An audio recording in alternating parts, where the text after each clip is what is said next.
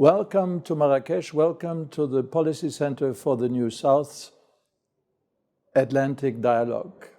Welcome to Ambassador Alessandro Minuto-Rizzo from the President, NATO Defense College Foundation. Mr. Ambassador, we're living in a very chaotic, difficult world. A war in Ukraine, a war Palestine, Israel, and wars everywhere, almost every part of the world. The destabilization, is that a great concern for NATO? This is a good question, and it's a question that everybody asks to ourselves, first of all. I don't think we should be over-pessimistic. I perfectly understand what you say. We have a special situation after the Second World War, because we have two wars at the same time, and difficult, Ukraine and Gaza. On the other hand, if you think about the past of humanity, we always had wars.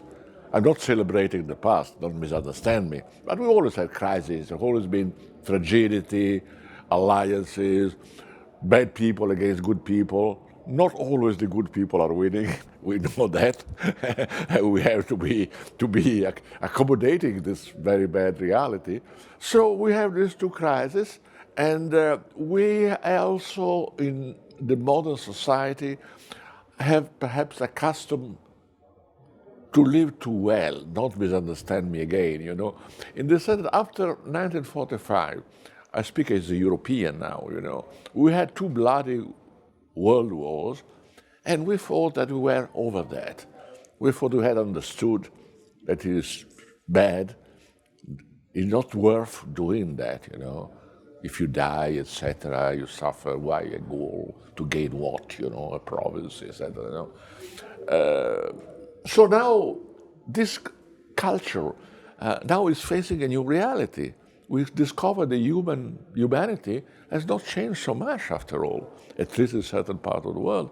And we have these things. If you take the two situations you are mentioning, they are very different. Because I try to summarize, the first one, the aggression to Ukraine, I think is not about provocation of NATO or, the stories that we hear from Russian propaganda or even from good faith people. No, it's about the destiny of the nations, Once you have the dissolution of the Soviet Union that took place in 1981, and it was Yeltsin, if I remember correctly, Gorbachev, that kind of discussion among them, and there was also dissent among the two. When you have that, you have 15 countries out of one. And of course, when you are an independent country, you want to go your own way, rightly or wrongly, and perception. You talk about Ukraine. Yes, exactly. I'm speaking about Ukraine, of course. And my feeling is, this is not a personal feeling, it's shared by many Ukrainians, by the way, is that Russia has little to offer to them.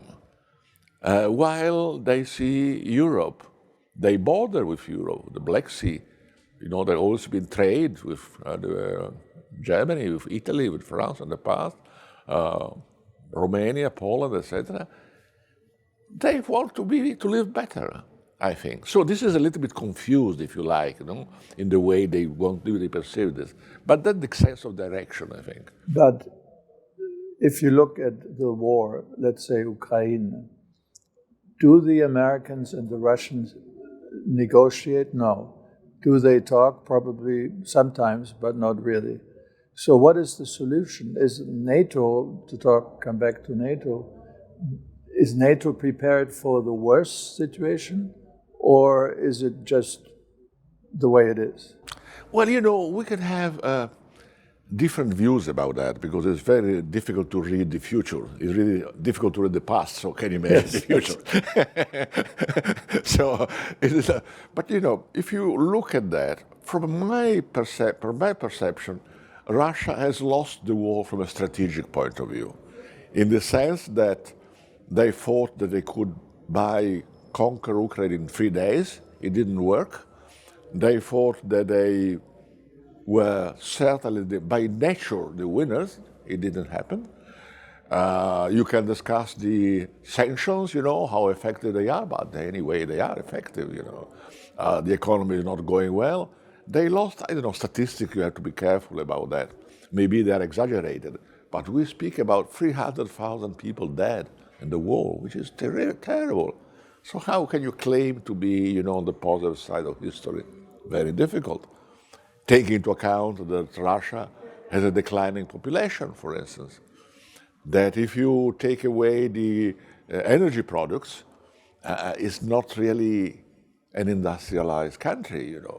So I see in the long term as a declining power, with due respect to Russia. We have nothing against the Russian people, of course.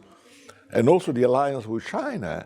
If you look at history, and we have to look at history, at least us who have studied, China always looked at Russia in the past as a European country, on the imperialist side, if you like. Yes. Those who took Vladivostok, Siberia out of them, who were there, on the decline when China was declining.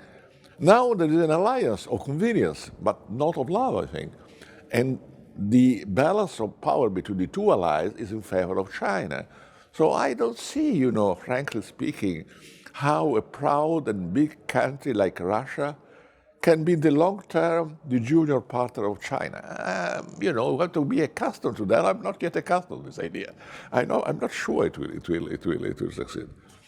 If you look at the Atlantic Union with the United States, Atlanticism, this great idea of being partner with the United States, can we be assured that this will remain if, for example, Mr. Trump comes back to power and says, we get rid of NATO, we are not sure either. No, you are right. We are blaming the Russians in this conversation, but on the other hand, the situation on the western part of the world is not an easy one. It is very difficult to speak about that for people of my generation, because my generation too. Your generation too, because for us, America has been the country of democracy, perhaps a simple democracy, but democracy, While in our own country we had Nazism, fascism, history. We are not proud of that, but that's part of our history.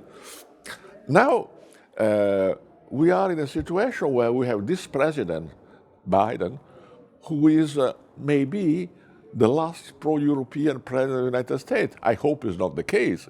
I immediately say that. I think that he's very. But we have to think about that may happen. Whoever, even if it's not Trump and another Republican becomes president, he will follow the line.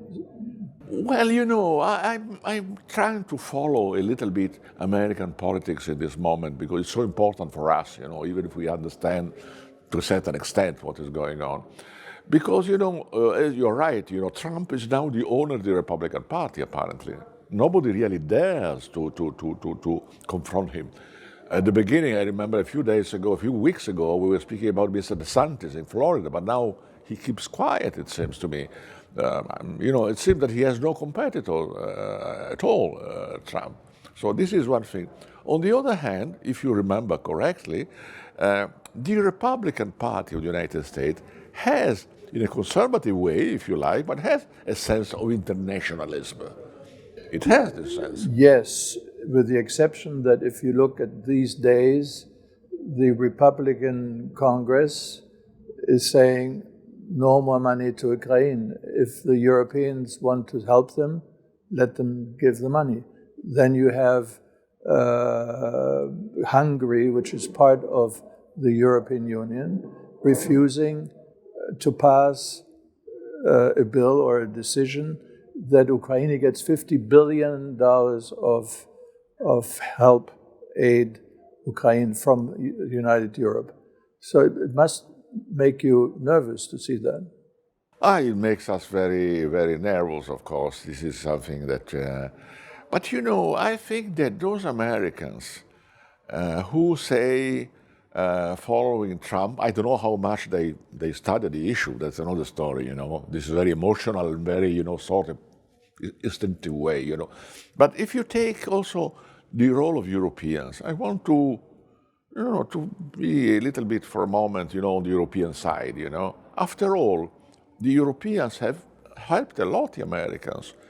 Yes, they were spending less for defense. Nevertheless, they were very loyal to the Atlantic Alliance and to an American leadership in a way, you know, in a democratic way, but in American leadership. If you take Afghanistan, for instance, you know, I'm familiar with that issue because I started myself the NATO operation in Afghanistan as acting Secretary General of NATO, you know, so I remember that, you know.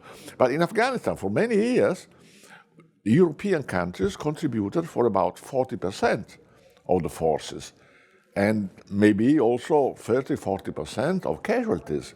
So this is you know, support, friendship. You know, how do you define that? You know, so to say that the Europeans are inexistent, they don't serve any purpose, they don't spend money, they make love and not war. No, it's not true. It's not the story that I know. Last question. Do you believe that it's certain in 5 years the Americans are still very much involved in NATO? You know, in these weeks where we are speaking, you know, you have already electoral campaign in the United States starting to move. And the prospect of the United States leaving NATO if Monsieur Trump is re-elected is of course on. You know, it is something, it is another discussion. So they asked him this question. There is a story I saw in the newspaper that the Prime Minister of Finland asked directly Mr. Trump, you know, would you really go away from NATO? And he got no answer. So Trump, on this issue, which is a very important issue, as you say, is really keeping the cards very close to his chest, you know. He's not saying anything, in fact. So sort of, you know, we don't know exactly what we will do. What we know from his past presidency is that, in fact, he wanted to leave NATO, and he resisted only because the ambassadors in his field and the general say, you know, Mr. President, don't do that, you know, it's a mistake, you know, we are losing allies to what, you know. And so he refrained from doing that. But next time he will probably do it. Because he has this view, but this strange view, I don't know if he is in good faith, because he says, you know, these people, Europeans, they owe money to the Americans because we are spending a lot of money in defense. But we don't understand if he means that the Europeans have to spend more, Italy, Germany, etc., more for their own defense, or if they should give the Americans the money that he thinks for they the should liberation spend. of Europe. I don't know. This is not very clear in his official remarks, at least, you know. Of course, it's a stupid discussion. Clearly, I think he's speaking about, I imagine, Europeans spending more on defense, and in a certain way, he's right, if you like, you know, because in Europe, what we did after the end of the Cold War, we thought that we should use the dividends of peace, no, entre guillemets. The fact that the Cold War was not on, so why to have a big army, you know, if there is no enemy? I agreed with that policy, but I was wrong. I also did. Monsieur Ambassadeur, grazie molto, ci vediamo presto. It's my pleasure, grazie a lei. Merci.